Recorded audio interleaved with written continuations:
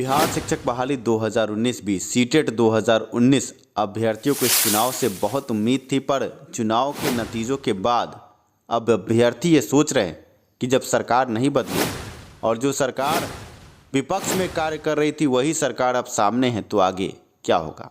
ऐसे में पटना हाईकोर्ट में फिर से सुनवाई टली और अभ्यर्थियों के माथे पर बल पड़ना लाजमी है। इस बीच आपको बता दें कि फिर से एक और सीए फाइल हुआ है। पिछले 2 दिनों में 2 सीए फाइल हुए, आपके स्क्रीन पर आप देख सकते हैं। 9 नवंबर 2020 को रिस्पोंडेंट नंबर 4 मतलब सरकार की तरफ से सीए फाइल किया गया। 11 नवंबर 2020 राजेश कुमार के द्वारा सीए फाइल करने की बात सामने आ रही है। आप देख सकते हैं अधिवक्ता विजय आनंद है और काउंटर एफिडेविट की बात आप देख सकते हैं। इससे पहले 9 नवंबर 2020 को सप्लीमेंट्री की बात सामने आई और ऐसे में केस संख्या CWJC 6767 में इंटरवेनरों की भी कमी नहीं है। इस बीच अभ्यर्थियों का बड़ा सवाल, आखिर सुनवाई टल क्यों रही है। आपको बता दें कि आज से कुछ दिन पहले national federation of the blind का एक केस पटना हाई कोर्ट के पटल पर था। डबल बेंच में केस था। चीफ जस्टिस संजय करोल और एस कुमार की बेंच में केस था, जिस केस में शिक्षा विभाग के वकील के द्वारा ये कहा गया कि बिहार में अभी सरकार नहीं है, ऐसे में इस केस को आगे टाला जाए। क्योंकि बिहार में कोई सरकार नहीं है तो आगे इस पर निर्णय सरकार को ही लेना है। ऐसे में चीफ जस्टिस संजय करोल और एस कुमार की बेंच ने 2 दिसंबर 2020 की तारीख दी थी कोर्ट में। मुख्य याचिकाकर्ता ने हमें बताया कि हमने ये गुहार लगाई कि सर जल्द से जल्द सुनवाई कराई जाए, बहाली प्रक्रिया अंतिम दौर में है। ऐसे में माननीय न्यायाधीश की तरफ से ये कहा गया कि आप हड़बड़ा सकते हैं, कोर्ट नहीं हड़बड़ाता, आगे सुनवाई अपने नियत समय पर ही होगी और 2 दिसंबर 2020 की तारीख दी गई। तब तक बिहार में सरकार बन जाएगी, ऐसा कहना था। अब ऐसे में आप समझ सकते हैं कि चीफ जस्टिस के बेंच में किसी बड़े केस की सुनवाई हो और उसमें सरकार का हवाला देते हुए जब शिक्षा विभाग के वकील बच निकलते हों और आगे तारीख की मांग करते हो, तारीख मिल जाता हो, तो आप समझ सकते हैं कि अनिल कुमार उपाध्याय की बेंच में जो बड़ा केस है आगे तारीख आगे बढ़ सकती थी। और ऐसे में इस केस की सुनवाई भी अभी आगे लिस्ट पर जा रही है। कहीं ना कहीं अब सरकार बनने के बाद ही सुनवाई की प्रक्रिया इसमें आगे बढ़ सकती है, ऐसी संभावना है। ऐसा हम एक अनुमान आपको बता रहे हैं। ऐसे में सीटेट दिसंबर 2019 के केस में सुनवाई पटना हाई कोर्ट की बेंच में अब ऐसा प्रतीत होता है कि 25 नवंबर के बाद ही कोई सुनवाई हो पाएगी। बड़ा केस है और अभ्यर्थियों में घोर निराशा है। लगातार हमारे पास फ़ोन कॉल आ रहा है, पर आप अभ्यर्थियों को हम सही और सटीक जानकारी देने की बात करते हैं। सुनवाई की प्रक्रिया अभी लंबी खींच सकती है। ऐसे में आपको बता दें कि आज कोर्ट संख्या 21 का पटना हाई कोर्ट के केस स्टेटस में कोई जिक्र नहीं है। ऐसे में हम कह सकते हैं कि कल शायद अनिल कुमार उपाध्याय नहीं बैठे कोर्ट में, इसी कारण अभी तक लिस्ट नहीं आया है पटना हाई कोर्ट के वेबसाइट पर। आपके स्क्रीन पर आप देख सकते हैं इस संबंध में जो पटना हाई कोर्ट में 20 के बाद सीधे 22 नंबर कोर्ट का जो जिक्र है ये आपको हम दर्शा रहे हैं। आप समझिए कि हम लगे हुए हैं, जैसे ही कोई ताज़ा अपडेट आएगा हम आपको बताएंगे, पर अभी फ़िलहाल सुनवाई के संबंध में गतिरोध कायम है। ऐसे में आप अभ्यर्थियों से निवेदन है कि कुछ लोग आपके केस को बर्बाद और तबाह करने के लिए पूरी तरह मैदान में उतर चुके हैं, जिनसे आपको सावधान रहना है। हम कुछ नाम आपको बता रहे हैं, इनसे आप सावधान रहिए और इस ऑडियो को पूरा सुनिए अपने भविष्य के लिए। कुमुदकांत पांडे, कृष्णा, गुड्डू पांडे, चंदन, ये वो नाम है जिसने केस को खराब करने के लिए कोई कसर ही नहीं छोड़ा है। और आज स्थिति ये है कि आप पटना हाई कोर्ट में कहीं नहीं हैं। आज अगर लिस्टेड केस नहीं हो रहा है तो इसके पीछे भी यही लोग हैं। इन लोगों ने ऐसा षड्यंत्र रचा है कि केस अब अधर में नजर आता है। जिस दिन मैं अकेले था, 5 दिन के अंदर मैंने पटना हाई कोर्ट में केस करके केस की सुनवाई पटना हाई कोर्ट के पटल पर करवाई और स्टे लगवाया।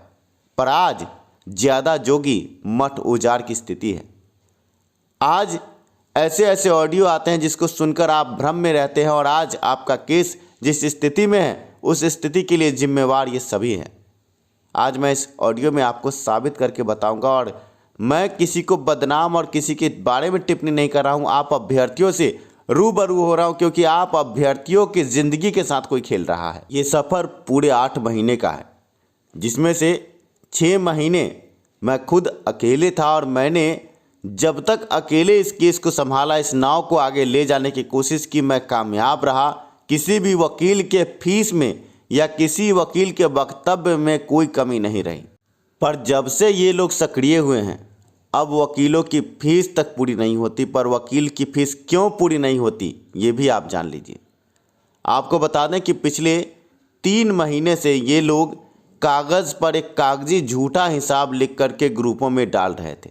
वहाँ तक तो ठीक था, अभ्यर्थियों को बरगला रहे थे। पर जैसे ही मैंने बैंक स्टेटमेंट डाला, इनके होश फाख्ता हो गए।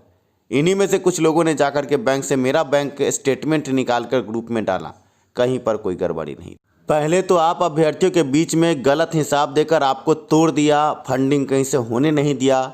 इसके बाद वहाँ भी ये नहीं रुके, आगे बढ़कर ये वकील के पास पहुँचे हैं और आशीष गिरी, वाईबी गिरी, रितिका रानी, दीनू कुमार, कौन वकील नहीं है आपके केस में जिसको इन्होंने झूठा हिसाब नहीं दिखाया है। वकील को झूठा हिसाब ही नहीं दिखाया, वकील के मन में ये भरम भी भर दिया कि हमारे पास 10 लाख रुपए हैं।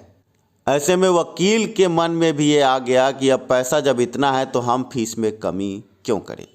जिस केस में मैं 60 से 70 हज़ार में रितिका रानी को मना लेता, उनके पिताजी को मना कर किसी तरह केस में आगे बिठा पाता, इन्होंने आपके साथ साथ वकील को झूठी कहानी बताई और वकील फिर फीस कम करने को तैयार नहीं हुए।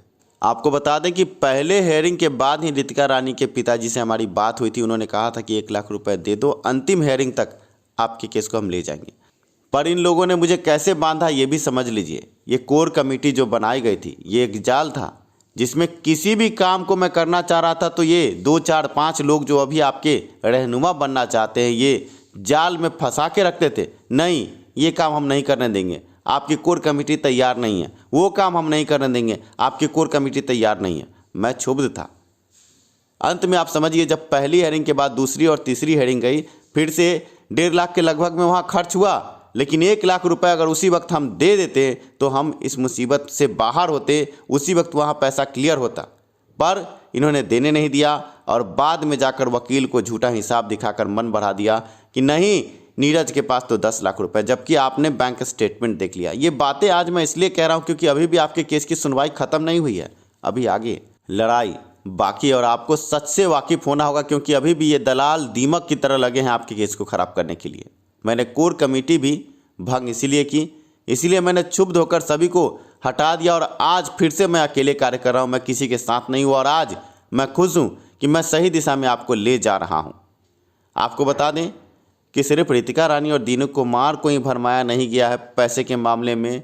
आशीष गिरी और वाईबी गिरी आराम से हेयरिंग में बैठने को तैयार थे, पर इन लोगों ने वहाँ भी जा कर के गलत हिसाब दिखा करके 1 लाख रुपए और माथे पर ले लिए। इस कृष्णा नामक तत्व ने हमसे बिना पूछे वकील के यहाँ चुप चोरी से जाने का काम किया और वहाँ पर जा कर के इन्होंने गलत हिसाब दिखाया, वकील को भरमाया। बाद में हमने पूछा कि आप किससे पूछकर अकेले वकील के यहाँ गए थे, तो इनका कहना था कि हमें किसी से पूछने की ज़रूरत नहीं है, मैं जहाँ मन करेगा वहाँ जाऊँगा। अंत में इस बात को लेकर मैं क्षुब्ध भी हुआ था, डांटा था। तो इनका कहना था कि नीरज जी तानाशाही कर रहे हैं, नीरज जी कोर कमेटी की बात नहीं मान रहे हैं। भैया, कोर कमेटी की बात मानते मानते तो केस तेल बेचने जा रहा है, गरीब बच्चों का पैसा डूब रहा है। जिस केस में आसानी से सभी वकील रह सकते थे, हाथ पैर जोड़ करके सभी वकीलों को मैं रख पाता, उस केस में भी आपने वकीलों को भरमा दिया। आज ये कुमुदकांत पांडे जो ऑडियो डाल रहा है, इसका केस कहाँ टैग है, किस केस में टैग है, ज़रा पूछिए इससे। और मेरा इतिहास ये आप लोग को याद करा रहा है कि जिसकी इतिहास ये है, मेरे इतिहास में तो ये बात लिखी गई है कि 2017 बिहार टीईटी का केस जब 4 केस डिसमिस हो गए थे, नीरज कुमार अकेला ऐसा शख्स था, पटना हाईकोर्ट में उसे जीत मिली थी। एस्टेट 2019 के केस में इतना मजबूत केस किया था कि सरकार और शिक्षा विभाग ने पहले ही परीक्षा रद्द कर दी। सीटेट दिसंबर 2019 केस में बिहार शिक्षक बहाली पर स्टे लगा मेरे केस के बदौलत। मेरा इतिहास याद दिलाते हो, मैंने कभी कोई केस में कमी की ही नहीं है। आज तक रिकॉर्ड है कि किसी भी केस में मैं हारा नहीं हूँ पटना हाईकोर्ट में। जब भी कूदा हूँ मैदान में, अभ्यर्थियों का भला ही हुआ है। 2017 बिहार टीटी में मेरे बदौलत 10,000 अभ्यर्थी रिजल्ट पाए थे। जब गलत प्रश्नों के बदले अंक नहीं मिलने के कारण लोग पुतला दहन कर रहे थे, आत्मदाह करने की बात करते थे, उस वक्त मैं खड़ा था। आज मेरे ही अनुभव के बदौलत ये केस यहाँ तक पहुँचा है। पटना हाईकोर्ट के क्या बड़े वकीलों को तुम जानते थे? कोरोना काल में जब चश्मा पहन के तुम लोग को नज़र नहीं आता था और धुंधला रहे थे, नीरज ने हाथ पकड़कर बाहर निकालकर समझा दिया कि फलाने जगह ये काम करो, चिल्लाने जगह ये काम करो, और आज तुम लोगों ने जिस थाली में खा रहे थे उसी में तुमने छेद किया। और आज छेद करने के बाद, वकीलों को भरमाने के बाद, अब फिर से बच्चों को भरमा रहे हो कि फलाने वकील को नीरज जी नहीं रख रहे हैं। जब तुमने वहाँ जाकर के खिचड़ी पका ही दी, केस की बात को ख़राब कर ही दिया, जहाँ 60 से 70 हज़ार रुपये में बात हो सकती थी वहाँ लाख रुपए, जहाँ 1 लाख रुपए में बात हो रही थी वहाँ 2 लाख रुपए, आपने तो बोली लगा दी अभ्यर्थियों की किस्मत की। और आज आप ग्रुप में ऑडियो डालते हो, शर्म आनी चाहिए।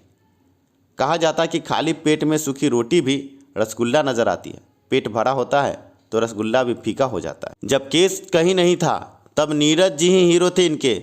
नीरज जी की जय हो, नीरज जी के पीछे झंडा लेकर घूम रहे थे। किसी भी तरह स्टे लगवा दीजिए। जैसे ही स्टे लगा और इनका केस हमारे केस में टैग हुआ तो ये चंद गद्दार लोग गिरगिट की तरह रंग बदल रहे हैं। पर आप अभ्यर्थियों को सोचना चाहिए कि सही क्या है, गलत क्या है। हमें पता है कि आप अभ्यर्थी समझदार हैं, ऐसे लोगों के न चंगुल में आएंगे न ऐसे लोगों की बात में आएंगे। धन्यवाद वीडियो को पूरा देखने के लिए। साथ बने रहें। शिक्षा में सुधार हो, सभी के पास रोजगार हो। मिलते हैं अगले वीडियो में।